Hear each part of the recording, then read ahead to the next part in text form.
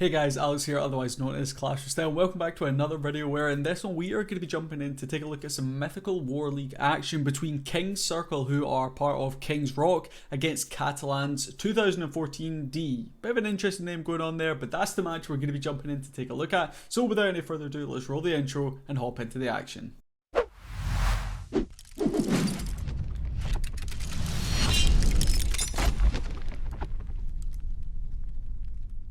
Alright, so the first attack that we are going to be jumping in to take a look at today comes in from Gordy of King's Circle. Now, I'm sure you guys know Gordy pretty well on this channel. I dubbed him the King of Hybrid. He is a machine when it comes to hybrid. I think I am still yet to see him actually fail when it comes to doing these hybrid attacks. I think this is probably one of the closest attacks I've seen from Gordy, but he still manages to get the job done. So what he's going to do here, he brings in a couple of sneakies early on in this attack to get things set up, make sure that funnel is set, and we can now bring in that queen charge coming in from this left hand side of the base. You're going to see her working her way in. She's going to be able to grab that town hall before she really gets in range of the enemy king and the enemy queen, which is absolutely perfect. We now have that king and the siege barracks coming on through from the top section of the base. We did have a headhunter swinging on through just to help us get through some of these enemy heroes a little bit, but unfortunately there for Gordy, even with that raged headhunter and the queen, we still had to go to ability on that queen. A little bit unfortunate, not ideal at all for Gordy losing that ability so early on, but not all hope is lost. We were able to still keep that queen alive, and she should hopefully still pick up some really nice value for us. You're going to see the king in combination with that P.E.K.K.A on the top section get in there alongside a couple of hog riders and take down the scattershot at that 12 o'clock side nice and quickly. Still got plenty pushing on through the center of the base. We drop down a free spell there on the single target inferno towards 7 o'clock here in that compartment to make sure we get ourselves through that single target inferno. We definitely don't want to lose our royal champion too early on in this attack. To be honest, not having that queen ability here in the back end, I'm not too sure if it's going to make that much of a difference, because we end up dropping down that rage spell rather than for our queen actually dropping it down on our hogs and our miners. That's going to allow them to get through these last couple of defenses relatively quickly here. They are also going to be able to snipe down the eagle artillery on the back end, which is going to certainly come in pretty helpful. Just avoid some of that damage onto our heroes, our royal champion, our queen, as they push their way down and around this bottom section of the base. Our royal champion get a little bit lucky there, pulling those healers off of that queen charge, keeping her on about half HP, but as she gets into range of this Tesla farm, especially with some of our healers getting taken down by those seeking air mines, it's going to be pretty tight on the back end here. As I said, Gordy is a machine when it comes to hybrid, but a few things not quite going to plan there. His queen losing her ability so early on. His royal champion actually ends up staying alive there, which I was not expecting, but Gordy is still able to bring in a triple there with hybrid, even though he had no hybrid left up at the end. Alright, so the next attack that we have got coming in here comes in from Pocha of King's Circle with, well, yeah, it's a bit of dirty spam. Sometimes it just has to be done on these certain bases, and well, Font 10 obviously had a base that Pocha was like, I'm just gonna do the dirty. It's got to be done, and that's what I'm gonna do. So he starts off proceedings here. A couple of Yetis swinging on through from this 3 o'clock side. They're just gonna be left to their own devices really to push on through. Now, timing with this sort of attack, you really don't have to take into consideration. You can spend pretty much as long as you want, unless it's like 3 minutes to create the funnel, but you can spend a good chunk of time,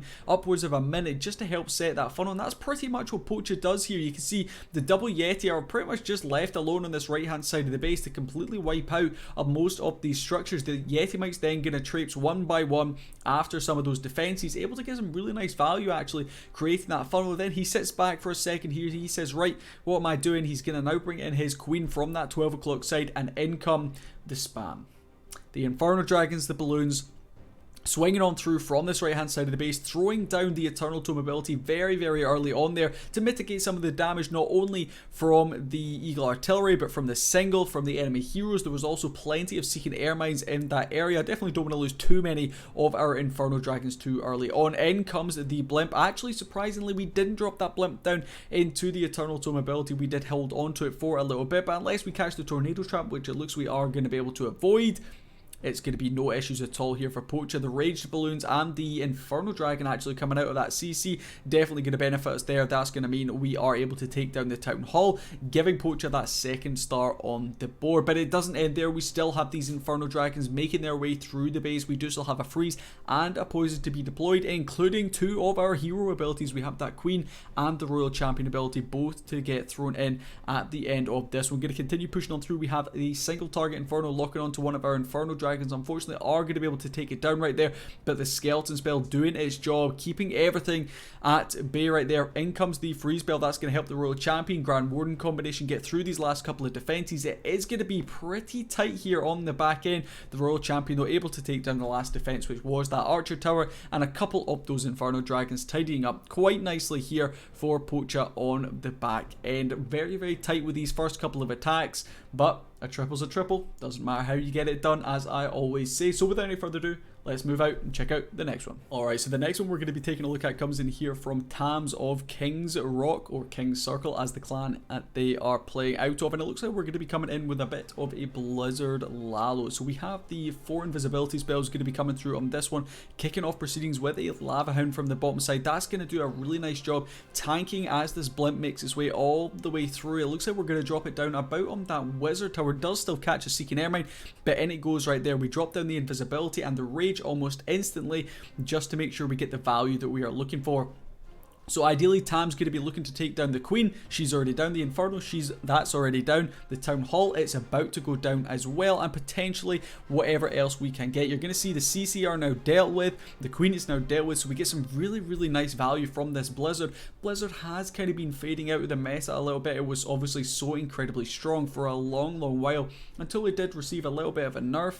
But it is still very strong in some circumstances, and Tam's showing us that he's going to use it to great effect here. Sui now going to be coming in from this bottom section of the base, starting with that King coming on through from 6 o'clock. The Queen going to be making an appearance as well. In comes the Ice Golem just to make sure our Queen is tanked for. Super Wall Breaker going to give us access through to that multi-target Inferno compartment, but that King unfortunately wandering slightly further than Tams was probably looking for, and they don't really take the wall break compartment that we were looking for. So the Royal Champion going to have to be brought in there to make sure that funnel is set to push our King and our Queen in towards the multi. But the issue here is that Queen does get locked onto by the Expo, meaning she has to go to ability far earlier than Tams was probably looking for. The scattershot on 0.01 HP, so Tams has to freeze and poison there to make sure they guarantee that scattershot takedown. But it does go down, throwing all the spells that he needed to get that scatter down.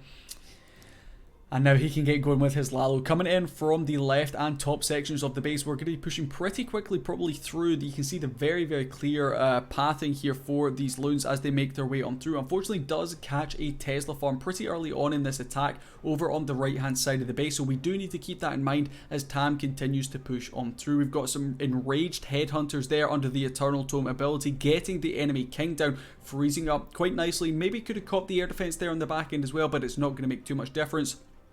The most important defense to freeze up is of course going to be that scattershot, which is exactly what Tams is able to freeze. Couple of these defenses on the back end, but that's not going to be able to stop Tams from tripling this base. One Archer Tower left up on the right hand side, then a Mortar, which of course cannot hit these balloons as they swing on through, and that is going to be a very crushed attack coming in there from Tams of King's Circle, bringing in another one for these guys, absolutely crushing this war so far. We have time for one more attack, so let's jump out and see who it's going to be. Alright, so the last one we're going to be taking a look at, of course, comes in from Big Tommy, one of the guys I've known for the longest from King's Rock. He did compete in one of the earliest Alpha League seasons, I believe Alpha League Season 2. He was an absolute machine, made it all the way through into the final 4, I believe, and did take home some money from that. So I've got Gordy on my mind. Big Tommy, a very, very strong player indeed. You can see, going to be coming in here with some dragons, and it's not often I see Tommy coming in with dragons. He is a man of ground attack strategies. I've seen him use P.E.K.K.A.s, I've seen him mainly use Yetis, but this time going to be coming in with a Blizzard dragon attack. Starting off, dropping down that Blizzard, we commit down 2 of those invisibility spells and 1 rage, so we end up committing 4 spell space to grab the Town Hall. We don't, to be honest, get that much value. I wonder if a Yeti blimp potentially could have got the exact same there for Tommy.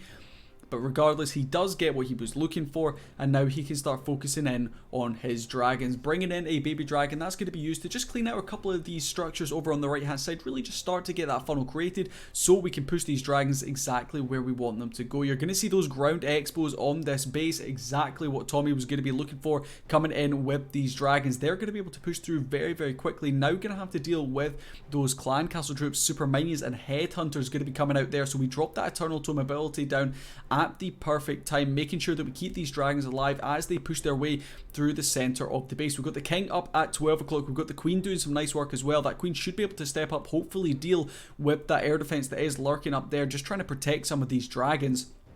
Committing down that free spell there on the enemy royal champion. A 6.5, a dozen if you were to use it on the scattershot or the royal champion, but the royal champion going to do a lot more direct damage than a scattershot, so that's exactly what Tommy's going to use it on. We drop down the invisibility spell. That is just going to allow these dragons to be protected for a little bit of time so they can get their way through that tornado and the scattershot. You see our queen unfortunately is... I was about to say has unfortunately gone down, but she is still lurking at that top section, nearly on full HP as well. Her ability has had to be deployed, but this is pretty crushed indeed by Tommy. We still have that queen working her way around, the royal champion in the mix as well. 3 dragons left up on the map, and our grand warden. Tommy bringing in a very, very strong 3-star there to finish off this video and to secure that 14-star victory against Catalans for King's Circle in this mythical War League match.